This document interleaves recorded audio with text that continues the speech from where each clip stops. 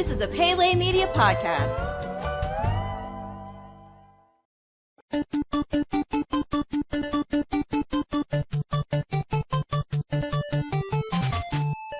What's going on, everybody? Thank you so much for tuning back in today for Goonies Minute. Goonies Minute is the fan podcast where we carefully explore the movie Goonies minute by minute. I'm Brady. And this is Chris. And Chris, we are 40 minutes into this movie.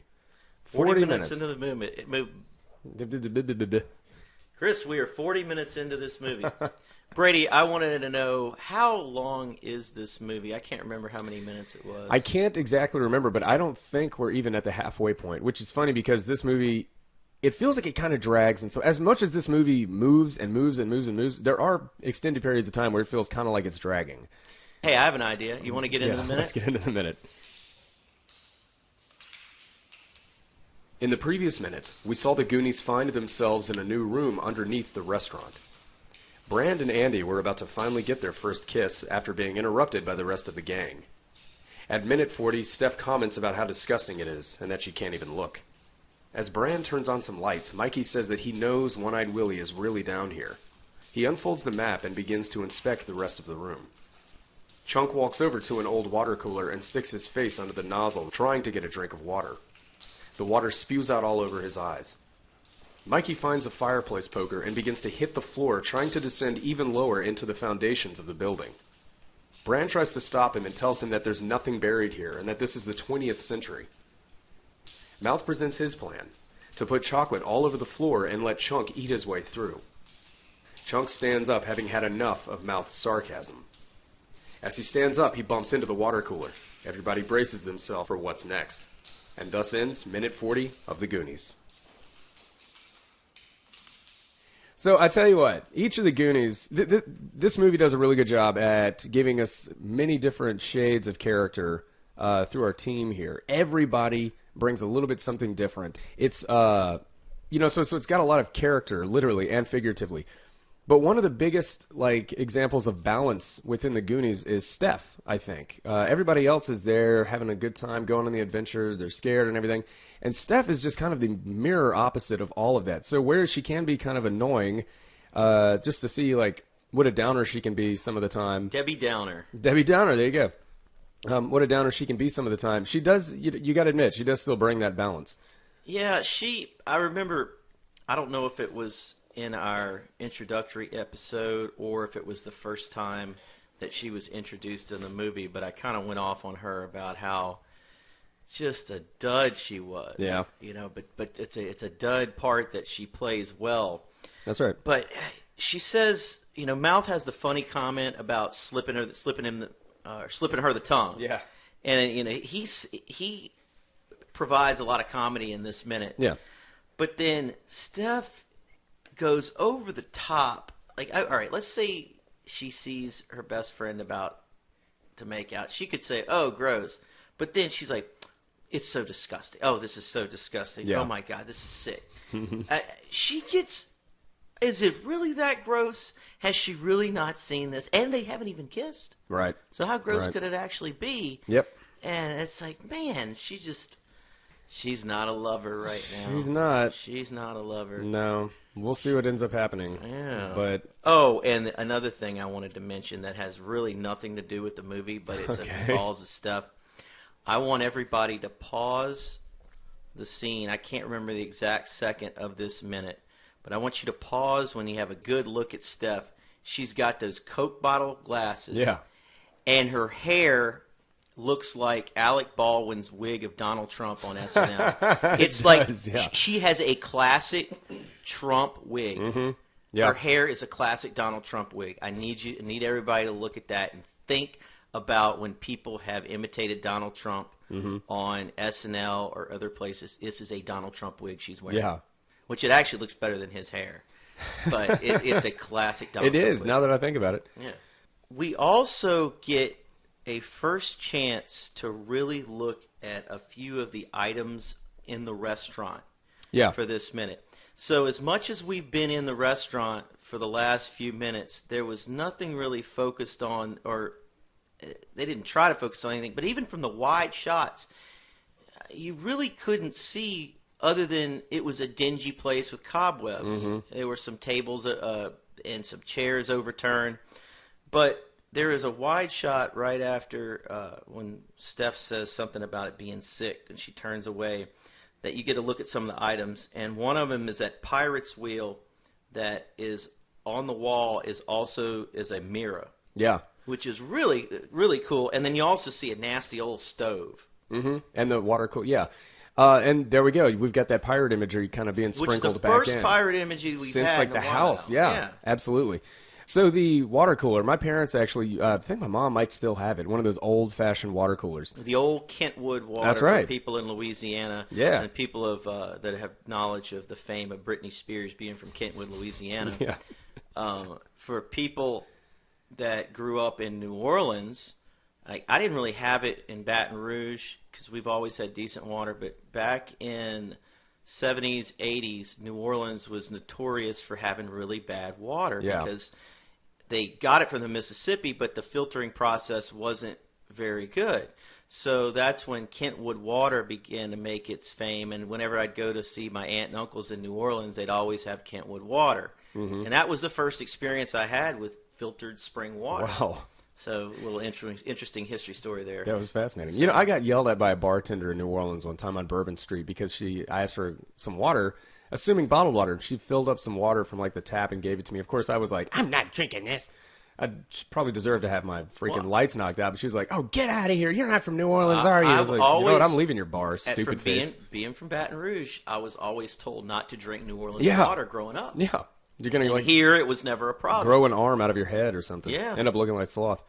So, anyway, well, no, speaking of that, there must be New Orleans water in that cooler because all I could think was that whenever he goes and gets it, he goes to try and get a sip out of it and it goes in his eye. That's like stagnant water that's probably been in there for like 20 years. That's disgusting. It really was. And the fact that he even thought to drink that, I mean, it just shows the kid in him. He's so, when it comes to, I'm surprised he would even want water. Because usually any food thing that he would want would involve sugar and fat. Yeah, not healthy at all. Yeah, I definitely thought about that. It's like, man, would you really put your mouth underneath something like that? At least you would want to look at it first. And hey, think about it. They were just served water by Ma Fratelli a few minutes ago, and it was the color of pinkish red. This is another example of Mikey being focused, though. So once we jumped ahead with the water cooler stuff, but going back to after Steph was all disgusted, you see Mikey get really focused again, and there's kind of an ominous score playing in the background, which is pretty cool. And then you see One-Eyed really is down here. I'm having trouble speaking lately. I don't know, things are just not coming out. One-Eyed Willie really is down here. So he's focused again. And it's one thing that's really neat about this minute. There's a lot going on. Yeah. And this is a classic Spielberg Donner. Man, it almost makes me want to go back and watch Superman. Yeah. Really slowly, and even though that minute's been, just really watch it and see if I notice some of the things. From now, this. Well, keep going. But basically, they're going from one person to the other, back and forth. Yeah. Like they jump to Andy and Steph fighting for literally a second and a half. Andy says, we can do this, and she goes to touch Steph, and Steph kind of pulls away. Then they switch back to Data wanting to look at something. Yeah. And then they go back to Chunk and the water cooler. You see the water cooler. Well, it was really cool is you see the water cooler bubble up first, and you don't know why. Then you realize that Chunk is underneath it. Yeah. Then you see Mikey grab that ice pick or that sickle. Poker or whatever. Fire poker. Yeah, it's fire poker. And tries to slam it on the ground. It's like there's a lot of things going on real quick. What you're talking about is whenever I think of the Goonies, that's the first thing that comes to mind is all these people talking over each other in the middle of a moment. And they do it throughout this movie, and you're able to follow it all perfectly. Yes, it's more realistic as opposed to what I've talked about. And sorry to interrupt. Yeah. No, go ahead. The shows that I like Blue Bloods and CSI and things like that, Law and Order. They do that? It's one person, person, back and forth. I got you. And that's not necessarily realistic But those are shows that are filmed every week, so you can understand there's only so much you can do, thought process that you can put into something like that, whereas this is a movie, it's drawn out over months. Yeah, and that's definitely classic Spielberg, and you can see his influence in that regard. And if you go back and look at some stuff like Jaws, there is countless moments where people are talking over each other. It's all throughout his career. Richard Donner, I can't really think of too many examples like that. I definitely know it's happened in his career, but Spielberg has always got these just multiple conversations going over each other, and you can follow it. Yeah. And just think about it: a bunch of little kids with ADD—that's how they're going to be doing. What is Data saying? I don't know. I think we know that he's about to go see the counterfeit machine. Yeah. I think that's in the next minute or two, but I don't know. I tried to listen to that a couple times, and I couldn't catch it. Something else I think is cool is that even with all these conversations going on and everything, Mikey is still so singular-minded, singular focus. What would the term be? He has a one-track mind. Yeah, one-track mind. And he's sitting there talking to himself. I know you got to be down here. And he's still he's using his sense of just feel to understand the geography of this room and this building. And he's looking for the lowest point in the room. And I think that's so interesting. And then once he's able to find it, he's just like, all right, let's just break through the floor. Right. And there's a little exchange with Brandt.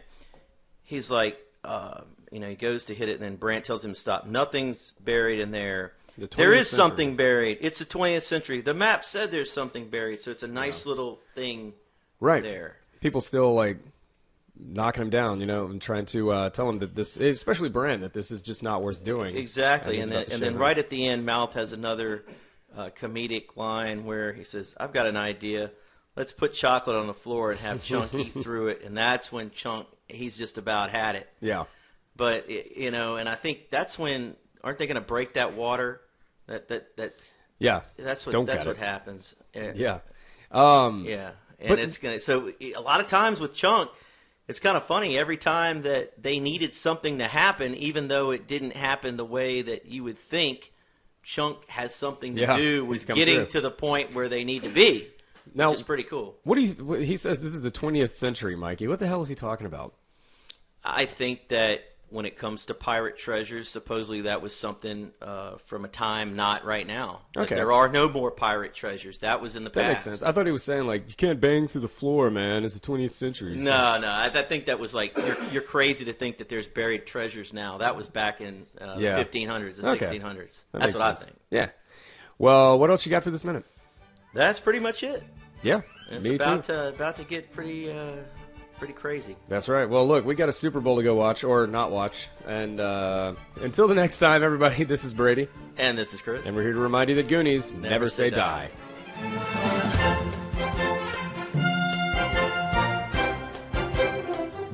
Goonies Minute is a fan-supported podcast. If you like the show, then leave us a review on iTunes. You can find us at GooniesMinute.com, Facebook.com/GooniesMinute, Twitter.com/GooniesMinute, and at Instagram at GooniesMinute. You can contact us at GooniesMinute@gmail.com. You've been listening to a Pele Media podcast. For premium content and exclusive podcasts, visit us at Patreon.com/Pele Media. Check us out on Facebook at Facebook.com/Pele Media, and follow us on Twitter at Twitter.com/Pele Media.